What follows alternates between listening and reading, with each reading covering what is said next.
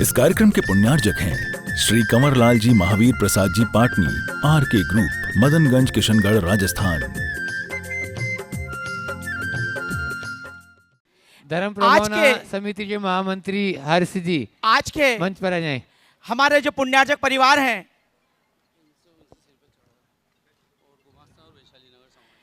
जयपुर से मंजू जी सेठी, श्यामा जी रानीवाला और सभी साथीगण यहाँ पधारे हैं। कृपया पधार जाएं और गुरु चरणों में श्रीफल भेंट कर आशीर्वाद प्राप्त करेंगे। यहीं से श्रीफल चढ़ाएंगे। आइए, आज के हमारे शांति अपने दीप प्रज्वलन और पाद प्रक्षालन के पुण्यार्जक परिवार हैं सुरेश जी, मीना जी मेहता, हर्ष जी मेहता परिवार, पुत्री रिया महक जी गंगवाल, लवित जी गंगवाल, स्मिता जी गंगवाल, अजीत जी गंगवाल, कमल जी गंगवाल। आइए, आप पाद प्रक्षालन करेंगे। आइए, पधारिए। पाद प्रक्षालन कर गुरु चरण प्राप्त कर अपने जीवन को धन्य करेंगे। आइए,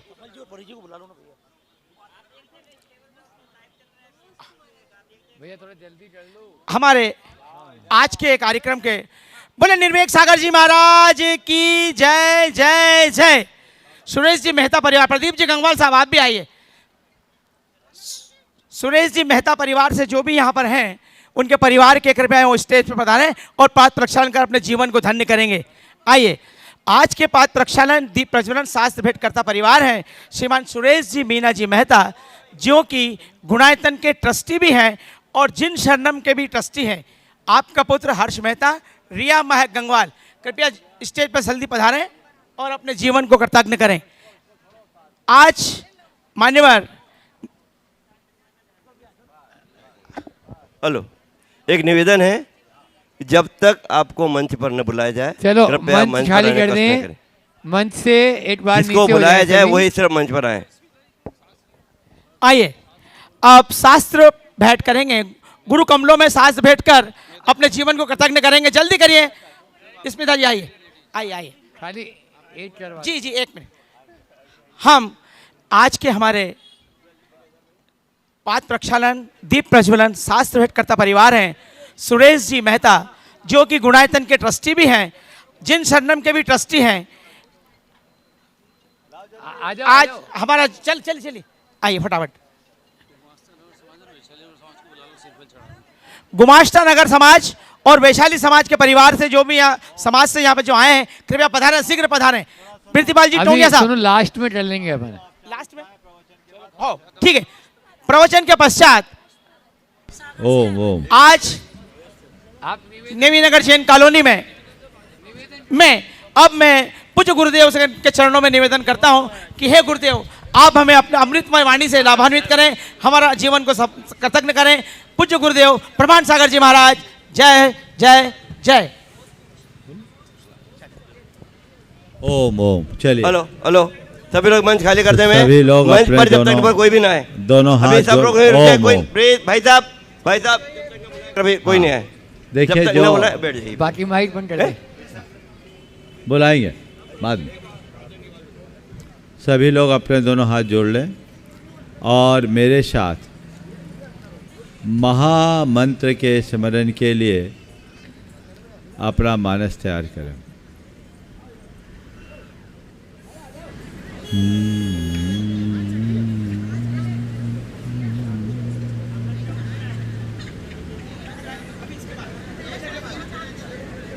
ळमो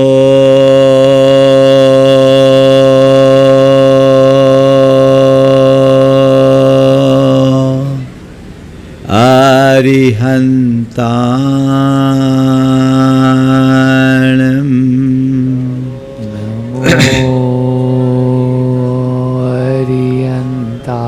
ळमो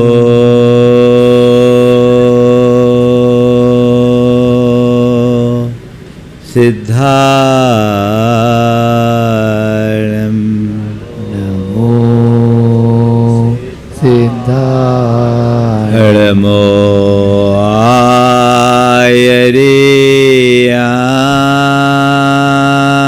आयरियाणम् नमो आयरियाणम्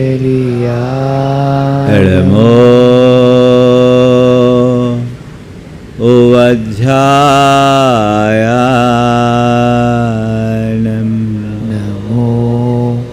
उवज्जायान अडमोलोए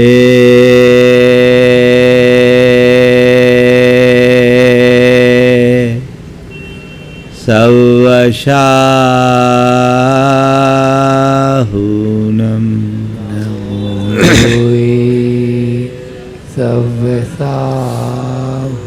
एसो पंचणमोयारो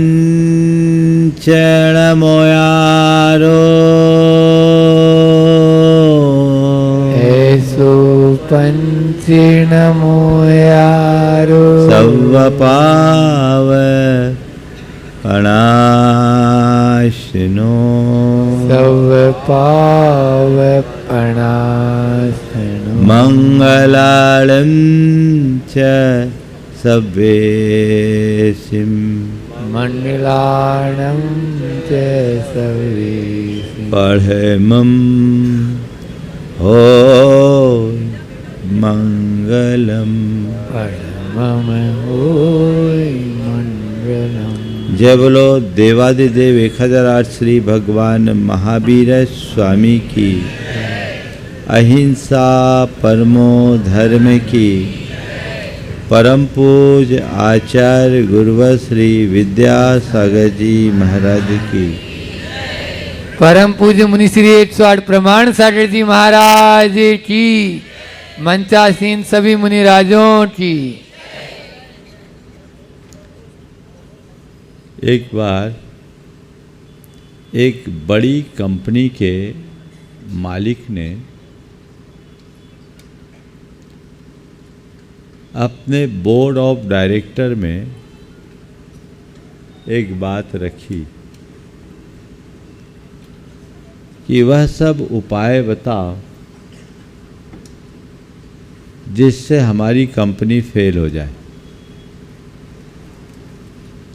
सब के सब आश्चर्यचकित।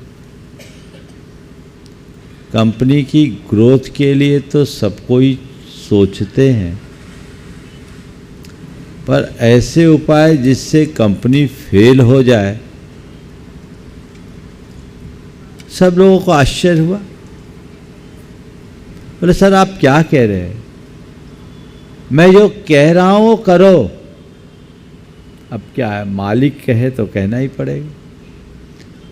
कंपनी को फेल करने के जितने रास्ते हो सकते थे सबने बता दिया।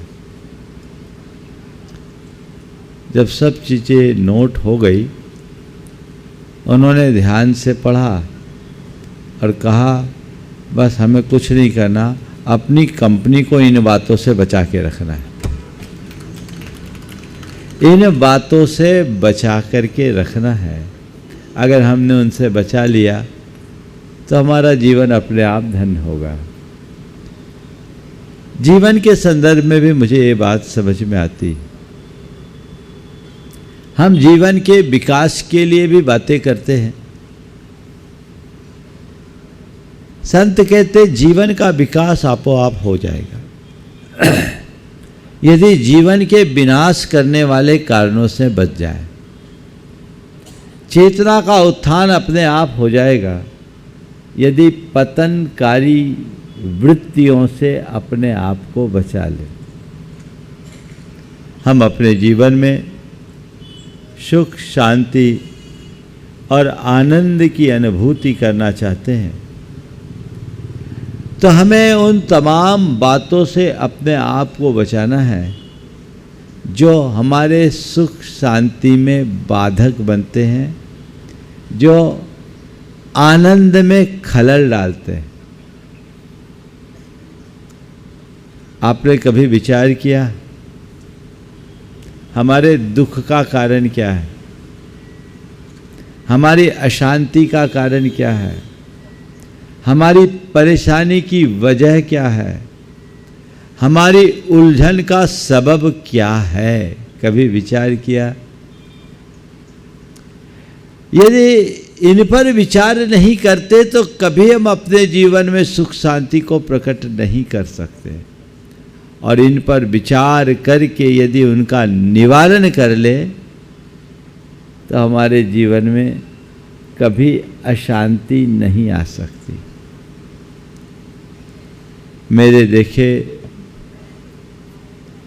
4 बातों से बचना बहुत जरूरी है। वह है क्रोध। सबसे पहला क्या है? क्रोध, आवेश। दूसरा अहम। तीसरा आसक्ति। आवेश, अहम, आसक्ति और आग्रह, ये 4 ऐसी दुर्बलताएं हैं जो हमारे जीवन को दुखी बनाती है। बोलो सही है कि नहीं? क्रोध में आज तक कभी किसी को सुख मिला? बोलो हाँ, क्या मिला? अब तक का अनुभव क्या बताता है? आवेश का, क्रोध का अनुभव क्या है? अच्छा है कि बुरा? सब बोलो, थोड़ा जोर से बोलो। बुरा है ना? अब तक का अनुभव बुरा है। फिर आवेश में आते क्यों? फिर गुस्सा करते क्यों? बोलो क्या कारण है? मानव स्वभाव है। अगर क्रोध मानव स्वभाव है तब तो फिर क्रोध से मुक्ति कभी होगी ही नहीं। दरअसल क्रोध हमारा स्वभाव नहीं, हमने उसे अपना स्वभाव बना लिया है। वो है तो विभाव। काश हम अपने स्वभाव को पहचाने। यदि क्रोध हमारा स्वभाव होता तो 24 घंटे हमें क्रोध में रहना चाहिए। रहते हो? हाँ, क्या होता है? जब गुस्सा आता है उसके बाद जब ठंडा हो जाता है तो क्या कहते हो? हाँ, गलत हो गया, क्या करूं, सामने वाले ने दिमाग खराब कर दिया या मेरा दिमाग खराब हो गया। तो खराबी स्वभाव है या अच्छाई स्वभाव है? बोलो। क्रोध यदि हमारा स्वभाव होता तो हम 24 घंटे क्रोध में होते। लेकिन क्रोध में रहने वाला व्यक्ति भी चाहता है बेकार में क्रोध कर लिया, व्यर्थ में गुस्सा आ गया, सामने वाले ने गुस्सा दिला दिया। क्रोध करने के बाद भी क्रोध वांछनीय थोड़ी है। हर कोई शांति से रहना चाहता है। और कई बार कहता है जब मैंने थोड़ा डांट दिया, चिल्ला लिया, गुस्सा कर दिया तो शांति मिली। तो तुम्हें चाहिए शांति की क्रोध? तो स्वभाव को व्यक्ति खोजता है या विभाव को? समझ रहे बात को? तो ये जाहिर है कि क्रोध हमारा स्वभाव नहीं है, पर हमने अपना स्वभाव क्रोधी बना लिया। इस सभा में शायद ही कोई ऐसा व्यक्ति होगा जिससे जीवन में कभी क्रोध ना आया हो। है क्या? चिंता मत करना, हम भी उसमें शामिल हैं। ऐसा कोई व्यक्ति नहीं जिसे जीवन में कभी क्रोध ना आया हो अथवा किसी के क्रोध का शिकार न बना हो। किसी न किसी रूप में कहीं न कहीं से क्रोध से व्यक्ति प्रभावित होता ही है। और आप लोग चाहते भी हैं कि क्रोध से बच जाएं, क्रोध से मुक्ति मिल जाए। चाहते हो कि नहीं चाहते हो? चाहते हो ना? आज 4 बातें क्रोध के संदर्भ में मैं आप सबसे करूंगा, और यदि इन्हें आप आत्मसात कर ले तो मान करके चलिएगा क्रोध से मुक्ति मिल जाएगी। सबसे पहले अपने अंदर ये देखिए कि हमारे लिए गुस्सा कब आता है। कभी कभार आता है कि हमेशा आता है। दूसरी बात, अपने क्रोध की क्वालिटी को पहले देखिए। कब आता है? कभी कभार आता है कि हमेशा आता है? कारण पड़ने पर आता है, बिना कारण आता है, आने पर देर तक टिका रहता है या जल्दी खत्म होता है, और क्रोध के बाद पश्चाताप होता है या खुशी? 4 है ना, 4 स्टेज है।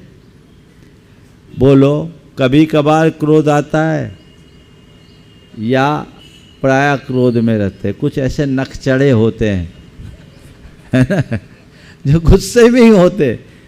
ऐसे लोग यहाँ तो कोई नहीं दिख रहे मुझे। कभी कभार आता है ना। चलो, कारण पड़ने पर आता है कि बिना कारण के? चलो, कारण पड़ने पर गुस्सा आता है तो कारण का अभाव होने पर उसका निवारण होता है कि नहीं?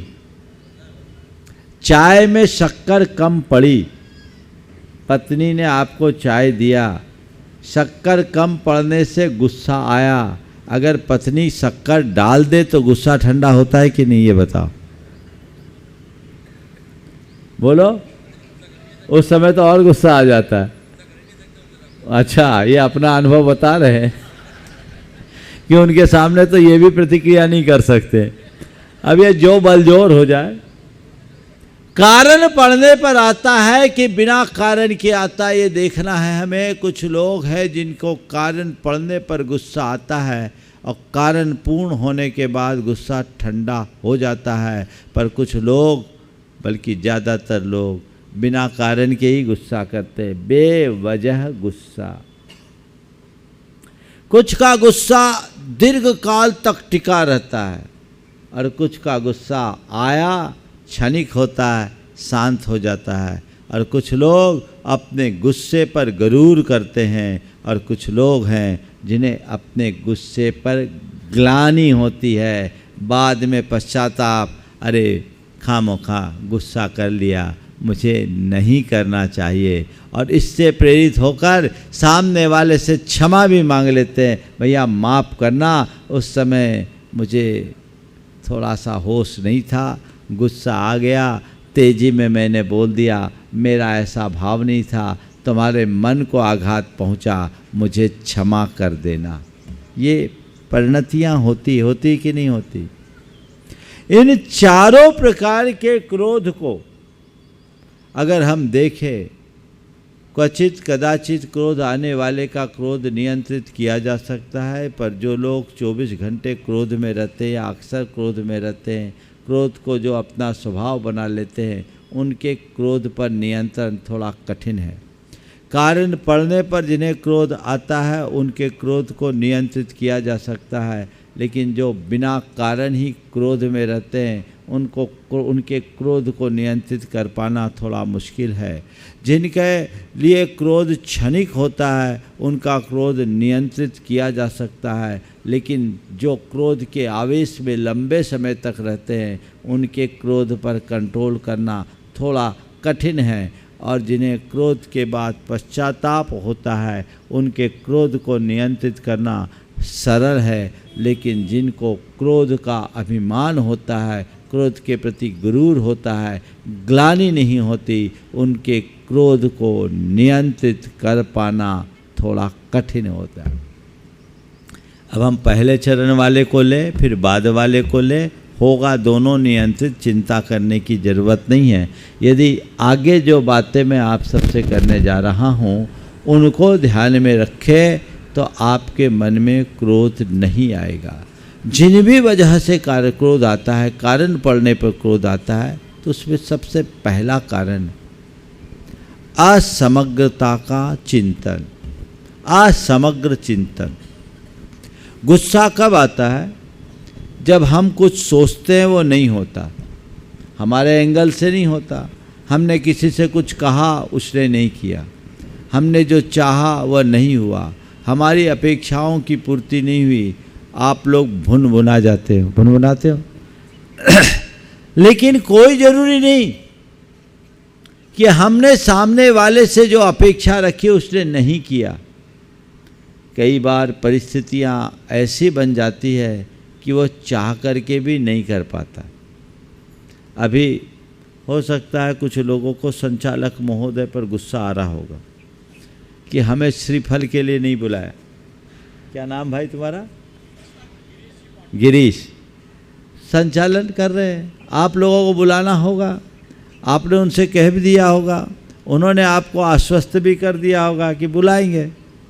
अब बुलाया नहीं, गुस्सा तो आया होगा, और फिर जिसको बुलाया उस ऐसे को बुला लिया जिनसे आपकी पटती नहीं थी, उनको तो बुला लिया, पर आपको नहीं बुलाया। अब गुस्सा आ रहा है, आ रहा है। आप अपने एंगल से देखोगे तो लगेगा कि हाँ, इसने जानबूझ करके मुझे इग्नोर किया, और आपने अपने आप को इग्नोर फील कर लिया। पर बताओ भाई, इन्होंने आपको नहीं बुलाया या नहीं बुला पाए? बोलो पाटनी जी भाई, बुलाया नहीं या बुला नहीं पाए? हाँ, बुला नहीं पाए। क्यों? हाई कमान का निर्देश आ गया कि भैया बाकी फॉर्मेलिटी प्रवचन के बाद करना। अब आप ये चीज समझ गए कि नहीं, वो बुलाना चाहता था, बुला नहीं पाए, आपको रंच मात्र गुस्सा नहीं। लेकिन आपके मन में, ओम इधर, आपके मन में ये बात अगर बैठ गई कि उसने मुझे नहीं बुलाया, स्वाभाविक रूप से गुस्सा आएगा। कई बार जीवन में ऐसा होता है कि सामने वाले से आपने जो भाव रखा वो उसकी पूर्ति करना भी चाहता था, लेकिन किसी वजह से कर नहीं पाया। आपने उस एंगल से देखा नहीं और अपनी धारणा बना ली, गुस्सा कर लिए, हो गया। होता है।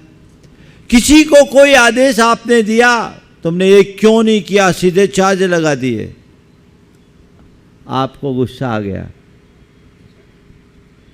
हुआ। पर अक्सर ऐसा होता है कि सामने वाला करना चाहता है पर कर नहीं पाता है।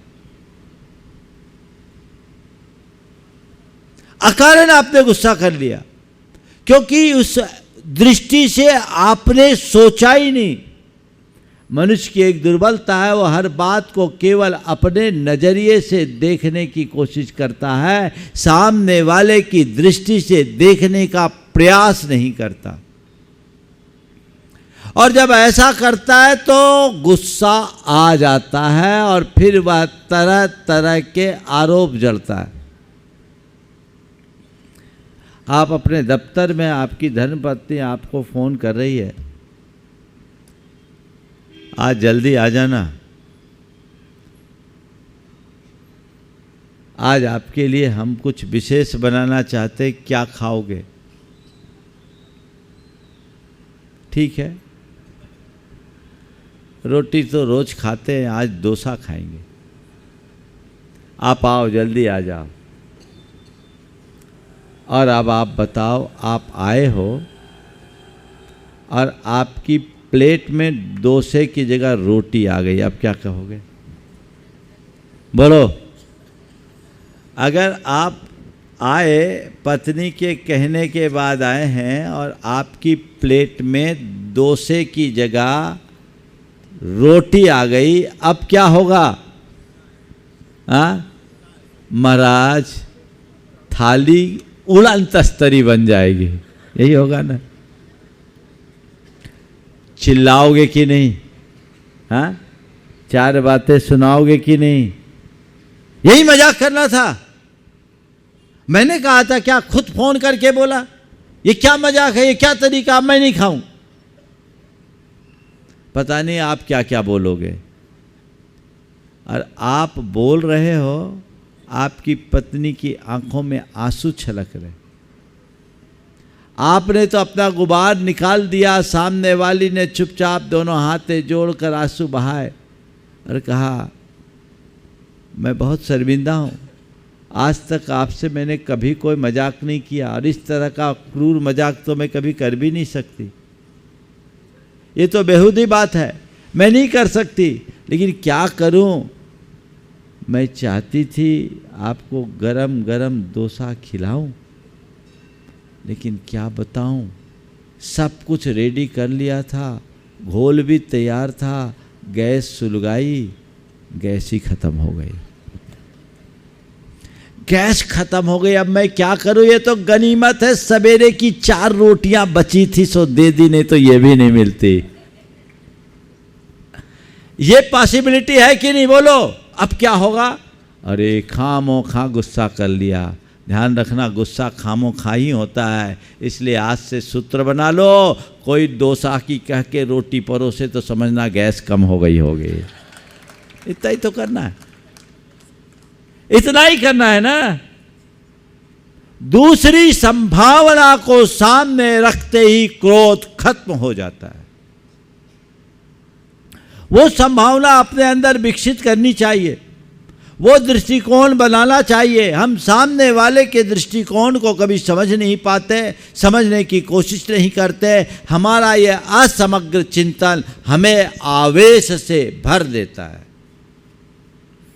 सबका अनुभव है, चाहे घर परिवार की बात हो या जीवन व्यवहार की बात हो, सास बहू हो, पिता पुत्र हो, पति पत्नी हो, भाई भाई हो, अड़ोसी पड़ोसी हो,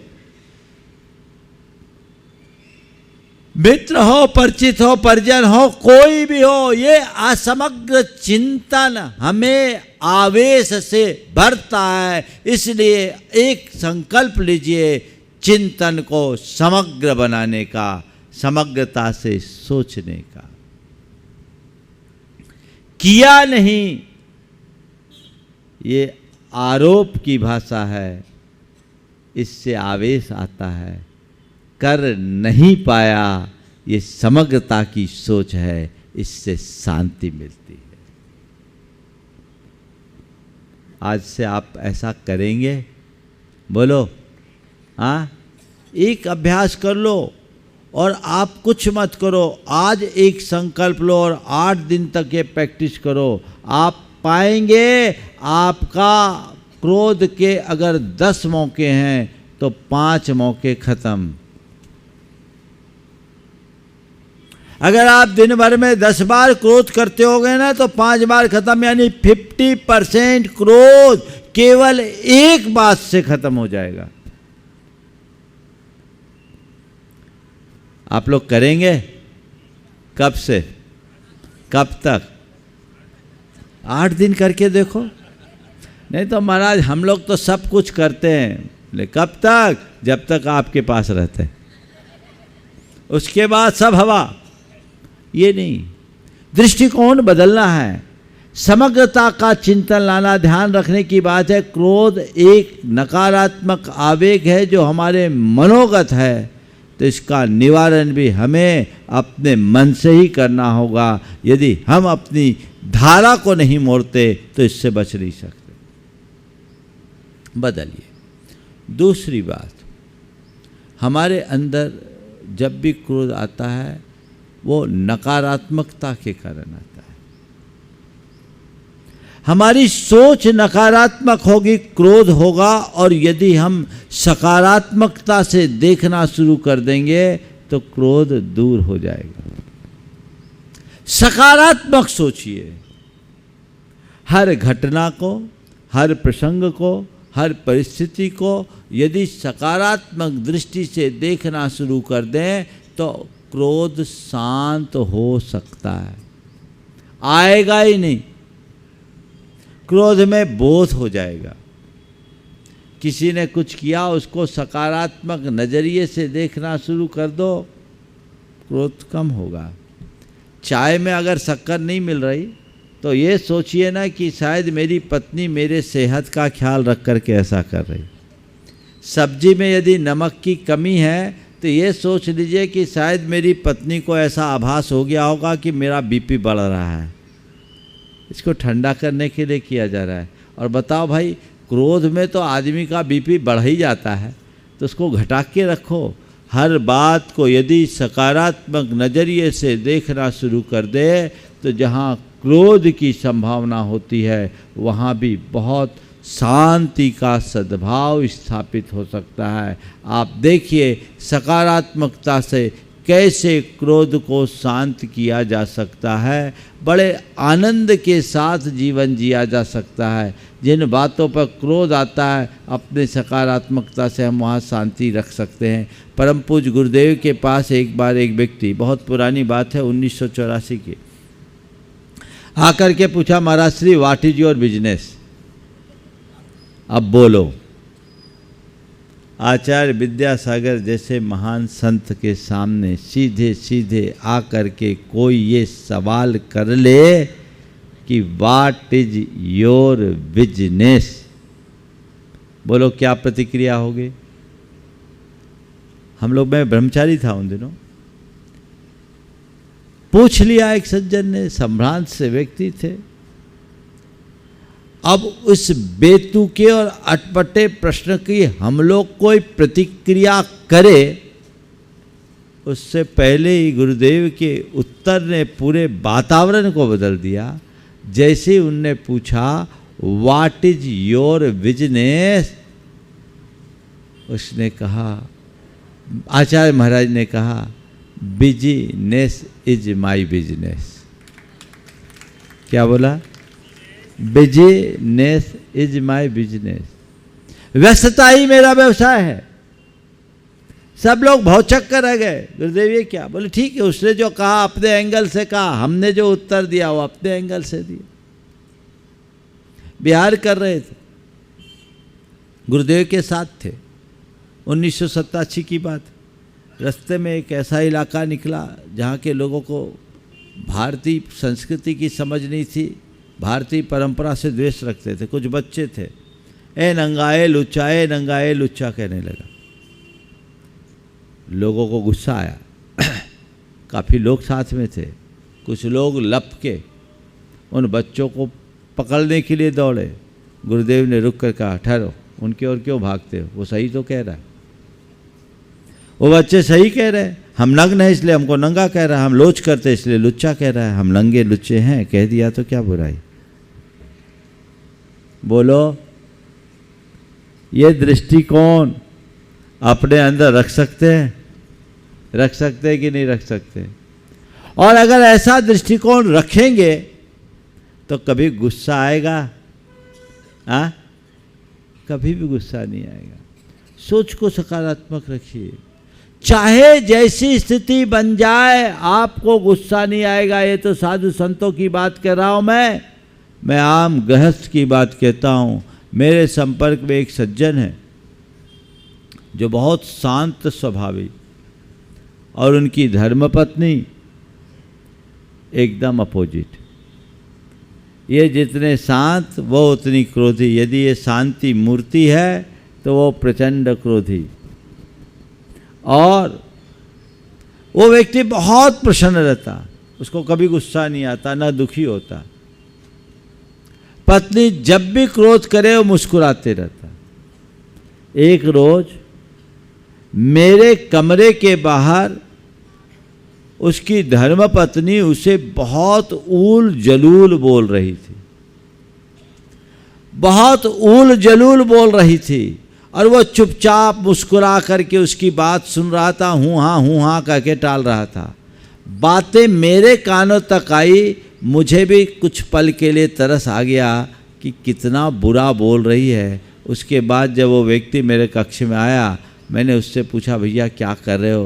बोला, कुछ नहीं महाराज, मैं तो कर्म की निर्जरा कर रहा हूँ, ये मेरी तपस्या है। मैं कर्म की निर्जरा कर रहा हूँ, ये मेरी तपस्या है महाराज। मैं आपकी तरह निकलना चाहता था, घर वालों के चक्कर में पड़ कर के मैं बंध गया, मेरा इससे विवाह हो गया। पर मैं सोचता हूँ शायद मेरी पत्नी मेरी तपस्या का निमित्त बन कर के आई है। मैं वो बोलती है, मैं चुपचाप सुनता हूँ। आप लोगों से यही सीखा है, जो सहन करता है वही समर्थ बनता है। ये मेरी निर्जरा का निमित्त है महाराज। वो गुस्सा करती है, मैं शांत होता हूँ। प्रतिकूलता को सहना ही हमारा धर्म है, मैं सह रहा हूँ। ये गृहस्थ की क्षमता का उत्कृष्ट उदाहरण है। दूसरा होता तो चीखा चिल्ली की प्रतिक्रिया भी चीखा चिल्ली से देता, अथवा ज़्यादा होता तो पिंड छुटाने के लिए कोई वकील से संपर्क करता। यही होता ना। यदि चीजों को सकारात्मक नजरिए से देखना शुरू कर दीजिएगा तो गुस्से के अवसर बहुत कम आएंगे। आज से आप इसे फॉलो कीजिए।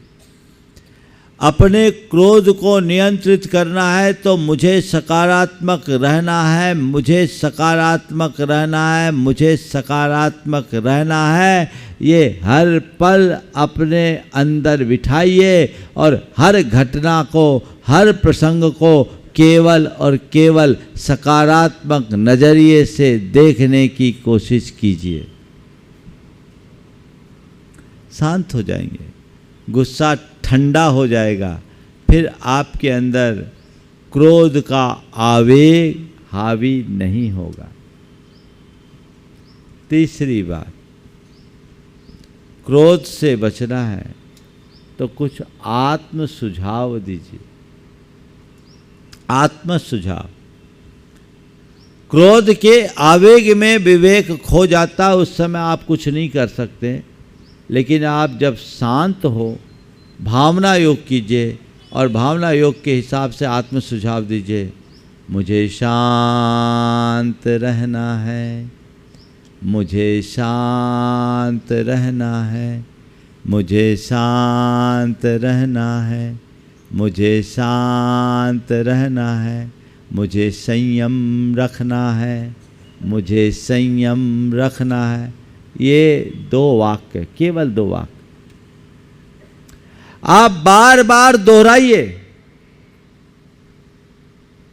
कहीं घर के किसी एकांत स्थान में बैठ जाइए, पूरा भावना योग कीजिए। भावना योग के साथ ये कमांड आप एक्स्ट्रा दीजिए, मुझे शांत रहना है, 108 बार।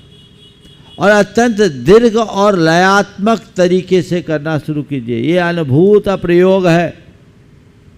यदि आप करने लगोगे, बहुत जल्दी आप अपने गुस्से पर काबू कर लोगे। जो भी इसे अपना रहे हैं उनके गुस्से में नियंत्रण आया है। मैं भोपाल में था, मंदिर के दर्शन करके निकल रहा था। एक परिवार उतरा मोटरसाइकिल से और उसकी डिक्की में लिखा था, मुझे शांत रहना है। मैंने देखा, धर्मपत्नी ने कहा, महाराज ये आपका चमत्कार है। बोले क्या है? बोले महाराज इनको आप देख रहे हैं, ये प्रचंड क्रोधी थे। मैं जैसे तैसे मनाकर इनको 52 गजा भावना योग के शिविर में ले गई। 2019 में शिविर लगा था, 20 में मैं भोपाल में था। भावना योग के शिविर में ले गई। महाराज ये बहुत क्रोधी थे। इनने 3 दिन के शिविर को अटेंड करने के बाद नियमित भावना योग जारी रखा। और महाराज जी आपने जैसा बोला था, मुझे शांत रहना है, मुझे शांत रहना है, मुझे शांत रहना है। मैंने कहा कि बार बार दोहराओ। अपने मोबाइल की रिंगटोन में इसे बना लो, अपनी गाड़ी में लिख लो, अपने दफ्तर में लिख लो, अपने घर में लिख लो। दिन भर जब भी तुम्हारी दृष्टि जाए, मुझे शांत रहना है, मुझे शांत रहना है, मुझे शांत रहना है। ये भाव अगर बार बार दोहराओगे तो इसका असर तुम्हारे अवचेतन मन पर पड़ेगा, सबकॉन्शियस माइंड पर पड़ेगा। और जब सबकॉन्शियस माइंड में बात फीड हो जाएगी तो अंदर से क्रोध का उभार आएगा, तो अंदर ही दब जाएगा, मुझे शांत रहना है, मुझे शांत रहना है, मुझे शांत रहना है। उस व्यक्ति ने इसका प्रयोग किया। अगस्त में हमने शिविर किया था और 2020 के जनवरी में वो हमसे मिला।